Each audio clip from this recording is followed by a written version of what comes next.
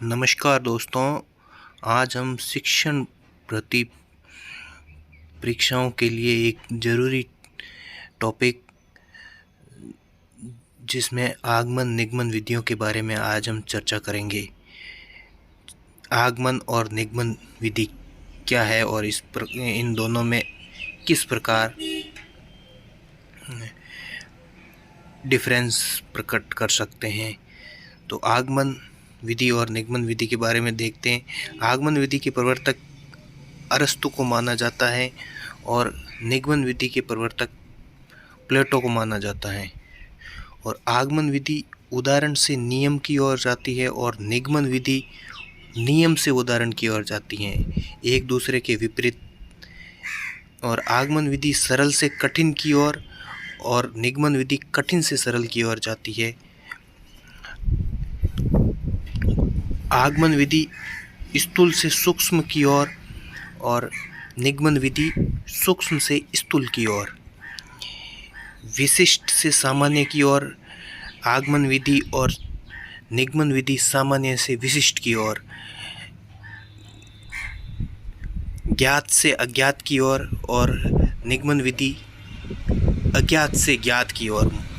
और आगमन विधि एक मनोवैज्ञानिक विधि है और निगमन विधि एक अमनोवैज्ञानिक विधि है। प्राथमिक स्तर के लिए उपयोगी है आगमन विधि और निगमन विधि माध्यमिक व उच्च माध्यमिक स्तर के लिए उपयोगी है। आगमन विधि में करके सीखने की प्रवृत्ति होती है और निगमन विधि में रटन प्रवृत्ति या प्रणाली पर आधारित है। चिंतन, तर्क और निर्णय लेने की शक्ति का विकास आगमन विधि करती है और स्मृति केंद्रित विधि निगमन विधि है।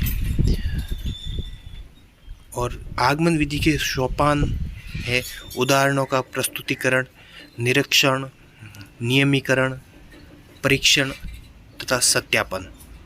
और निगमन विधि के कोई सोपान नहीं है। और रूप की बात करें तो प्रयोग और भाषा संसर्ग विधि और सहयोग या समवाय विधि। और निगमन विधि के रूपों की बात करें तो सूत्र विधि और पाठ्यपुस्तक विधि जो इस विधि के भाग है। ये आगमन विधि व्याकरण की सर्वश्रेष्ठ विधि है और निगमन विधि सबसे प्राचीन विधि है।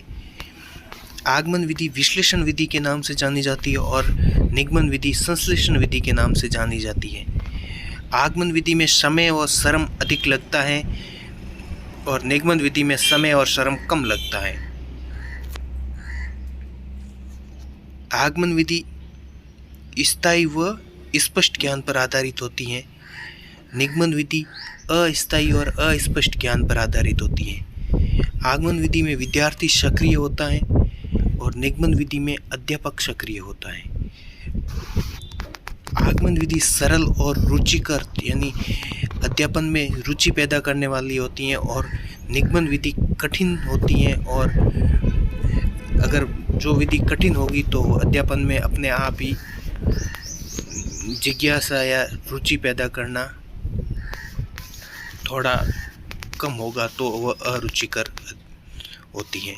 ये मूर्त से अमूर्त की ओर जाती है। आगमन विधि जो होती है वो मूर्त से अमूर्त की ओर जाती है और निगमन विधि अमूर्त से मूर्त की ओर जाती है। और आगमन विधि प्रत्यक्ष से प्रमाण की ओर जाती है या अप्रत्यक्ष की ओर जाती है और निगमन विधि प्रमाण से प्रत्यक्ष की ओर जाती है। तो ये थी आगमन और निगमन विधि का डिफरेंस। धन्यवाद।